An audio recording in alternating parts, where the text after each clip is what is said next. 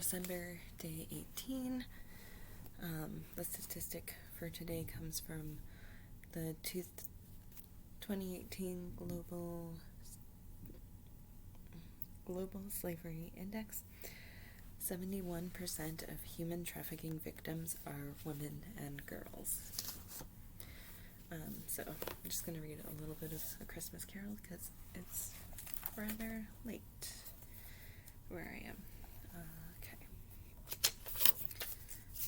Let's see here. They are Scrooge is with the ghost of Christmas present. There was nothing of high mark in this. They were not a handsome family. They were not well dressed. Their shoes were far from being waterproof. Their clothes were scanty, and Peter might have known, and very little did, the inside of a pawnbroker's. But they were happy, grateful, pleased with each other, with one another, and contented with the time. And when they faded, and looked happier yet in the bright sparklings of the Spirit's torch, and parting, Scrooge had his eye upon them, and especially on Tiny Tim until the last. By this time it was getting dark, and snowing pretty heavily, and as Scrooge and the Spirit went along the streets, the brightness of the roaring fires in kitchens, parlors, and all sorts of rooms was wonderful.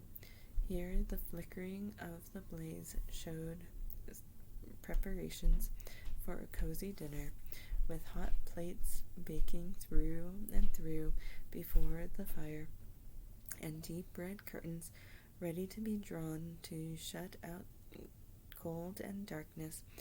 There all the children of the house were running out into the snow to meet their married sisters, brothers, cousins, uncles, aunts, and be first to greet them.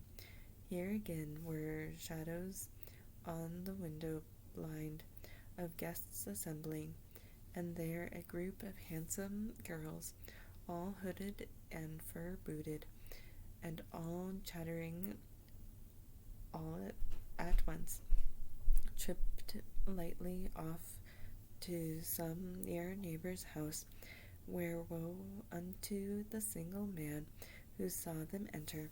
Artful witches, well they knew it in a glow.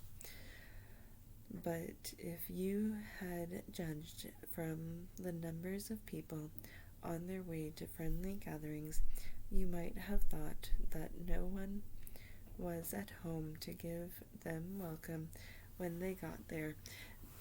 Instead of every house expecting company and piling its fires half chimney high, blessing on it how the ghost exalted, how it bared its breadth of breast, and opened its capacious palms, and floated on, outpouring with a generous hand its bright and harmless mirth on everything within its reach.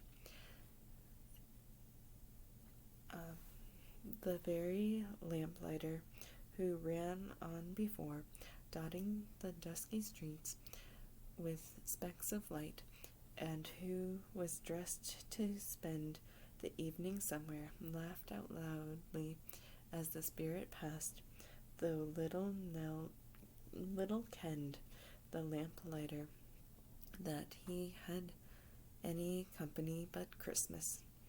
And now, without a word of warning from the ghost, they stood upon a bleak and desert moor, where monstrous masses of rude stones were cast about, as though it were the burial place of giants, and water spread itself wheresoever it listed, or would have done so, but for the frost that held it prisoner, and nothing grew but moss and furze and cloaks and coarse rank grass. Down in the west, the setting sun had left a streak of fiery red which glared upon the desolation for an instant like a sullen eye, and frowning lower and lower yet, was lost in the thick gloom of the darkest night. "What is this place?" asked Scrooge.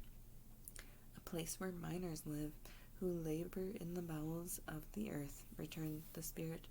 "But they know me. See!" A light shone from the window of the hut, and swiftly they advanced towards it. Passing through the wall of mud and stone, they found a cheerful company assembled round a glowing fire.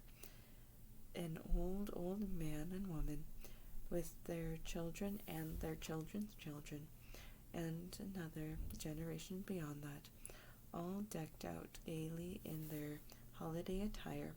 The old man, in a voice that seldom rose above the howling of the wind upon the barren waste, was singing them a Christmas song.